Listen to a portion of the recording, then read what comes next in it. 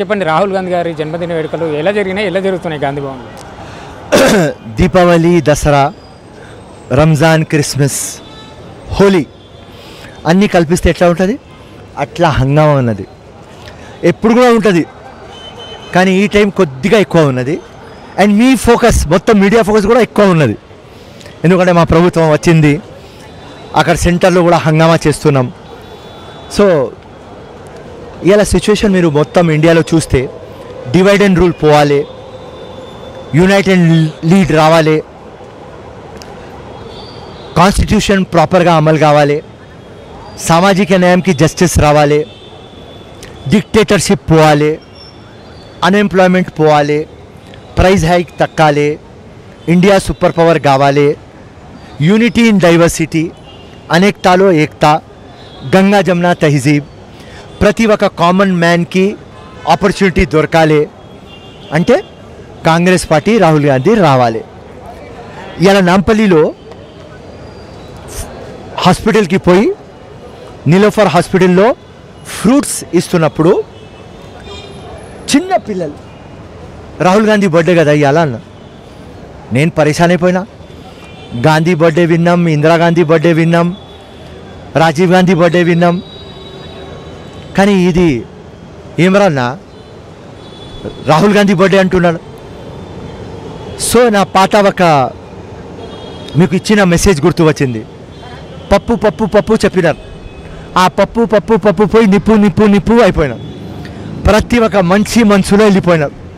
So hope of the nation Rahul Gandhi. So ఈ పరిస్థితిలో NDA government ఒక జోకర్ ఉన్నాడు నితీష్, ఇంకా ఒక చంద్రబాబు నాయుడు ఉన్నాడు. జగన్కి లోపల పంపించకపోతే చంద్రబాబు కూడా ఇక్కడక్కడ తిరుగుతాడు. నితీష్కి అలవాటు, ఎప్పుడైనా ఈ గవర్నమెంట్ పడుతుంది, రాహుల్ గాంధీ అవుతాడు. అంటే బీజేపీ 400 సీట్లతో ప్రభుత్వం ఏర్పాటు చేస్తామని మొత్తానికి ప్రభుత్వాన్ని అయితే ఏర్పాటు చేసింది కానీ అనుకున్న సీట్లు అయితే రాలేదు. గతంలో రాహుల్ గాంధీ గారు చేసిన జూడో యాత్ర ప్రభావమే బీజేపీకి మైనస్ చేసింది అనుకోవచ్చా? యాంటీ ఇన్కంబెన్సీ, సబ్కా సాత్ సబ్కా వికాస్, సబ్కా ప్రయాస్, సబ్కా విశ్వాస్, పెద్ద పెద్ద మాటలు. ఈ మాటలు చెప్పి పబ్లిక్కి ప్రామిస్ చేసి అమలు చేయలేదు. దాని తర్వాత మొత్తం అప్కే బార్ 400 పార్ ఎవరు చూపిస్తున్నారు? మొత్తం నేషనల్ మీడియా, మొత్తం ఇక్కడ స్టేట్ మీడియా, మీలాగా ఛానళ్ళు తక్కువ వాస్తవాలు చూపిస్తారు. నేను పరేషాన్ అప్కే బార్ 400 బార్. అరే ప్రతి ఒక్క గల్లీ బస్తీ తిరిగితే మాకు ఇల్లు లేదు, ఉద్యోగం లేదు, బిజినెస్ ఆపర్చునిటీ లేదు, స్కూల్లో ప్రాబ్లం, హాస్పిటల్లో ప్రాబ్లం అన్నీ చెప్పేది వీళ్ళు ఎక్కడి నుంచి వస్తారా భయ్ దొంగలంగా కొడుకులు అని నేను ఆలోచించింది. ఇప్పుడు ఏమైంది? పబ్లిక్ చూపించింది, జగన్కి అక్కడ పంపించేసినారు, కేసీఆర్కి పంపించేసినారు, నరేంద్ర మోదీ కూడా చేయి పట్టుకొని గేట్ దాకా ఇడ్చినారు. జాగ్రత్తగా ప్రతి ఒక్క లీడర్ జాగ్రత్తగా ఉండాలి. ఉట్టి ప్రామిస్ చేస్తే పబ్లిక్ ఫుల్ గారు. ప్రామిస్ చేసిన తర్వాత ఆ ప్రామిస్ అమలు కావాలి. అమలు కాలేదు కాబట్టి రాహుల్ గాంధీ అతని చరిష్మా చూపించినారు కాబట్టి, ఆ పప్పు నిప్పు అయిపోయినారు కాబట్టి, హోప్ ఆఫ్ నేషన్ అయినారు కాబట్టి, ఆల్టర్నేటివ్ రాహుల్ గాంధీ కాబట్టి, ఆల్టర్నేటివ్ కాంగ్రెస్ కాబట్టి ఈ మొత్తం మ్యాండేట్ వచ్చింది. అంటే బీజేపీ పైన మతాన్ని అడ్డు పెట్టుకొని దేవుని అడ్డు పెట్టుకొని రాజకీయాలు చేస్తారని కొన్ని ఆరోపణలు అయితే ఉన్నాయి. మొన్న పార్లమెంట్ ఎన్నికల్లో చూసుకుంటే ఆ రామ మందిరం సెంటిమెంట్ అనేది ఫలించలేదనుకోవచ్చా? ఆ నియోజకవర్గంలోనే ఓడిపోవడం జరిగింది. ఎట్లా చూడొచ్చు? అది మొత్తం 224లో 543 సీట్స్లో ఒక సెన్సేషనల్ సీట్ అయోధ్య. రామ్ రామ్ రామ్ హంగామా చేస్తాను. అరే భాయ్ నేను ముస్లిం, సెక్యులర్ ముస్లిం, నేనే రామ్కి రెస్పెక్ట్ చేస్తా. నువ్వు ఒక హిందూ, నీ ఇంట్లో రామ్ లేదు ఫోటో, అక్కడ మూర్తి లేదు, మందిర్ పోవు, దానికి రామ్కి ఎందుకు ఇంత అడ్వర్టైజ్మెంట్? రామ్ రాజ్యం తీసుకురావాలి కానీ రామ్ రామ్ రామ్ అని డ్రామా ఎందుకు చేస్తారు? ఆ నరేంద్ర మోదీ అంట, రామ్ అంట, వేరే వాళ్ళు లేరంట, పబ్లిక్ అనేది. అరే మా ఇల్లు తీసుకున్నాడు, మాకు కంపన్సేషన్లు ఇవ్వలేదు, మాకు ఉద్యోగాలు ఇస్తామన్నాడు, మాకు ఇవ్వలేదు, ఉట్టి రామ్ డ్రామా చేస్తున్నారని అయోధ్యలోనే ఓడగొట్టినారు. సో లంగా దొంగ మాటలు మాట్లాడితే పబ్లిక్ స్టంప్ చేసేస్తుంది. జనతా జనార్దన్కి లైట్ తీసుకోవద్దు అని ఒక మెసేజ్ పబ్లిక్ ఇచ్చింది. ఇదే డెమోక్రసీ. అండ్ నాకు చాలా సంతోషం. అంటే మూడోసారి కూడా బీజేపీ ప్రభుత్వం ఏర్పాటు చేయడం పట్ల ఈవీఎంలను ట్యాపరింగ్ చేసి గెలవడం జరిగింది. ప్రధానంగా చూసుకుంటే ఆంధ్రప్రదేశ్లో అయితే మరి వన్ సైడ్ అయిపోయింది. అసలు గతంలో జగన్మోహన్ రెడ్డి ఇంతో కొంత సేవా కార్యక్రమాలు చేసిండు, మళ్ళీ వచ్చేసి ఆయన చెప్పిన అన్ని అమలు చేయంగా కూడా వన్ సైడ్ రావడం అనేది ఈవీఎంలు ట్యాపరింగ్ జరిగిందని చెప్పి చాలామంది మాట్లాడుతున్నారు కదా, ఎట్లా 20 years నుంచి బోకస్ ఓట్ల గురించి పోరాటం చేస్తున్నా. Fair, free, transparent election. నేను ఓపెన్ ఛాలెంజ్ చేస్తున్నా. ఈవీఎం టెంపర్ కాదు. ఆ మషిన్కి ప్రోగ్రామ్ చేసినప్పుడు దానిలో రీప్రోగ్రామ్ చేయలేం. Point to be noted. ఎవరైనా అలిగేషన్ పెడుతున్నప్పుడు ఈ పాయింట్ మైండ్లో పెట్టుకోవాలి. ఆ మషిన్కి రీప్రోగ్రామ్ మనం చేయలేం. టెక్నికల్ వర్డ్ ఉన్నది. ఏదైనా మషిన్కి ఏదైనా మషిన్కి వే ఇన్ ఉండాలి, అంటే లోపల పోవడానికి. ఆ మషిన్లో వే ఇన్ లోపల పోవడానికి ఏం ఆస్కారం లేదు. ఇంటర్నెట్ పోదు, సో వే ఇన్ లేదు. ఆ ప్రోగ్రామ్కి రీప్రోగ్రామ్ చేయలేం. ఎట్లా టెంపర్ అవుతుంది? లాస్ట్ టైం చంద్రబాబు లొల్లి పంచాయత్ పెట్టుకున్నాడు, ఇప్పుడు జగన్ పెట్టుకున్నారు, మా కాంగ్రెస్ పార్టీ కూడా పెట్టుకుంటుంది. అందరికీ చెప్తున్నా, ఈవీఎంలు టెంపర్ కావు. ఎవరైనా నాకు ఛాలెంజ్ చేస్తే చేసుకో. అంటే అక్కడ కేంద్రంలో ప్రభుత్వం ఏ సమయంలో అయినా పడిపోయే పరిస్థితి ఉంది. చంద్రబాబు గారు, నితీష్ కుమార్ గారు బయటకు వస్తే మేము ప్రభుత్వాన్ని ఏర్పాటు చేస్తామని ఎన్డీఏ కూటమి మాట్లాడుతుంది కదా, ప్రభుత్వాన్ని ఏర్పాటు చేసే అవకాశం ఉందా? సాధ్యమేనా? ఎందుకు కాదు?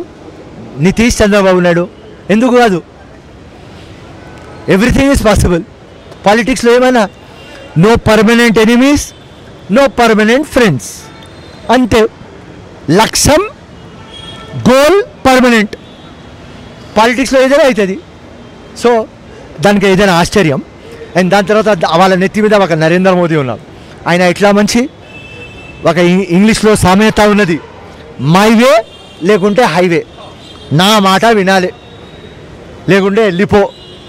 అట్లాంటి ఒక క్యాండిడేట్ నరేంద్ర మోదీ. అక్కడ నితీష్ కుమార్ ఒక జోకర్. చంద్రబాబు పాపం జగన్కి జైలుకు పంపించకపోతే ఆయనకు ఒక పెద్ద ప్రాబ్లం. సో 100% చాలా పాసిబిలిటీ ఉన్నాయి. ఎప్పుడున్నా పడిపోతుంది. కానీ ఒకవేళ పడిపోకపోతే నా రక్తంతో రాసేస్తా గోడ మీద. 229లో రాహుల్ గాంధీ ప్రధానమంత్రి. భావి భారత ప్రధాని అని అంటారు. అసలు భవిష్యత్తులో రాహుల్ గాంధీ ప్రధానమంత్రి అయ్యే అవకాశం ఉందవచ్చా? అది నెరవేరుతా అనుకోవచ్చా? డౌట్ లేదు. ఇప్పుడు భారత్ జోడో యాత్రలో ప్రూఫ్ చేసేస్తాడు. కన్యాకుమారి నుంచి కాశ్మీర్ పప్పు నిప్పు అయిపోయినాడు. మొత్తం పబ్లిక్ కాదు, లోకం అంటుంది. మీకు కూడా తెలుసు. కానీ నువ్వు అడగాలని ఒక క్వశ్చన్ అడుగుతున్నా. నరేంద్ర మోదీకి తీసేస్తే ఎవరు రాబాయి? ఆయన కంటే చరిష్మాటిక్ రాహుల్ గాంధీ. విజన్ ఉన్నది, ప్రూఫ్ చేసినాడు. 100% సూపర్ పవర్ ఇండియా కావాలి అంటే రాహుల్ గాంధీ. తెలంగాణలో పరిస్థితి ఎట్లుంది సార్? ఇక్కడ బీజేపీకి 8 సీట్లు వచ్చినాయి, కాంగ్రెస్కి 8 సీట్లు వచ్చినాయి. గతంలో అసెంబ్లీ ఎన్నికల్లో కూడా బీజేపీకి 8 సీట్లు వచ్చినాయి. అంటే తెలంగాణలో బీజేపీ బలపడిందని అనుకోవచ్చా? ఇక్కడ బీఆర్ఎస్ చస్తూ బీజేపీని బతికిచ్చిందని చెప్పి కాంగ్రెస్ పార్టీ వాళ్ళు మాట్లాడుతున్నారు. ఎట్లా చూడొచ్చు అసలు? బీఆర్ఎస్ కన్మార్గైంది అనుకోవచ్చు. చెప్తున్నా బీఆర్ఎస్ ఓట్లు బీజేపీకి షిఫ్ట్ అయినాయి. అండ్ మా దగ్గర సికింద్రాబాద్ కానీ మహబూబ్ నగర్ గెలిచేది. కానీ అక్కడ పొలిటికల్ ఈక్వేషన్ కొద్దిగా కరెక్ట్ కాలేదు. అక్కడ వచ్చి అసదుద్దీన్ ప్రచారం చేసినప్పుడు మైనస్ పోయింది. కానీ మా పార్టీ కానీ ముఖ్యమంత్రి టీం కానీ అందరం ఏమనుకున్నామంటే వీళ్ళకు కూడా తీసుకుంటే మనం కన్సాలిడేట్ అవుతాం. మనకు 13 నుంచి 14 సీట్స్లు వస్తాయి. సౌత్ ఇండియాలో నరేంద్ర మోదీ ఇన్ఫ్లుయెన్స్ ఉండదు, తెలంగాణలో ప్రాపర్గా మనమే ఉంటాం అని ఆ ఆలోచనతో వీళ్ళతో ముందుకు పోయినాం. కానీ పోస్ట్ మార్టం రిపోర్ట్ వచ్చినప్పుడు ఇదే మనకు మైనస్ అయింది. అక్కడ మహబూబ్ నగర్లో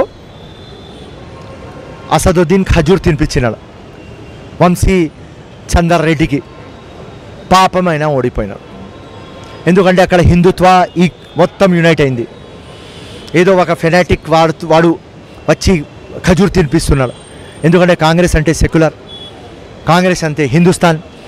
సో అట్లాంటి మైనస్ పోయినాయి. కానీ మేము వాళ్ళతో మాకు మంచి అవుతుంది, కాంగ్రెస్ ఇంకా బలం పడుతుంది, కాంగ్రెస్ ఇంకా స్ట్రాంగ్ అవుతుంది అండ్ టోటల్ బీఆర్ఎస్కి బీజేపీకి సర్వనాశనం చేద్దామని ఆలోచనతో పోయినాం. దానిలో రేవంత్ రెడ్డి చరిష్మా అట్లనే ఉన్నది, రేవంత్ రెడ్డి చరిష్మా అట్లనే ఉంటుంది, 10/10 ఉన్నది. ఈ సీక్వెన్స్లో మాకు ఇక్కడ మైనస్ అయింది కాబట్టి సీట్లు తక్కువ వచ్చినాయి. ఉమ్మడి మహబూబ్నగర్ జిల్లా రేవంత్ రెడ్డి గారి సొంత జిల్లా అయినప్పటికీ అక్కడ ప్రత్యేక దృష్టి పెట్టినప్పటికీ అక్కడనే గెలిపించుకోలేకపోయిండు కదా, అది ఏమైనా పార్టీకి ఏమైనా కొంతవరకు ఏమైనా చేసే అవకాశం? నో రేవంత్ రెడ్డిది ఏం తప్పు లేదు, ఆ ఈక్వేషన్ సెట్ కాలేదు. మేము కాంగ్రెస్ పార్టీ కన్సాలిడేట్ అవుతుంది అని, గట్టిగా అవుతుంది అని, మాకు సీట్లు ఎక్కువ వస్తాయి అని ఆ మంచి ఆలోచనతో మేము పోయినాం. కానీ అది నెగటివ్ అయింది, అది ఎవరు తప్పు లేదు, దట్స్ ఆల్ అవుతుంది. సార్ చివరిగా రైతులు ఎప్పుడెప్పుడు అనే వర్షాకాలం కూడా మొదలైంది, రైతు రుణమాఫీ గురించి ఎదురు చూస్తున్నారు, ఎట్లా ఉండబోతుంది, ఎప్పుడు జరగబోతుంది రైతు రుణమాఫీ, ముందు కార్యాచరణ ఎట్లా ఉండబోతుంది? 32,000 crores ఇస్తాం, 26 నుంచి మొదలు పెడుతున్నాం, అప్పు తెస్తాం, సొంతం మేము గిరివి పెడతాం, ఫార్మర్స్కి ఇస్తాం, గ్యారెంటీలు అమలు కావాలి. 6 lakhs crores అప్పుతో ఉన్నాం, ఫైనాన్షియల్ కన్స్ట్రెంట్ ఉన్నది, అన్ని పరేషానితో ఉన్నాం. కానీ విజన్ ఉన్నది, మిషన్ ఉన్నది, ఇచ్చిన మాట ఏదైనా కానీ చేస్తాం, 100% పబ్లిక్కి ఇస్తాం.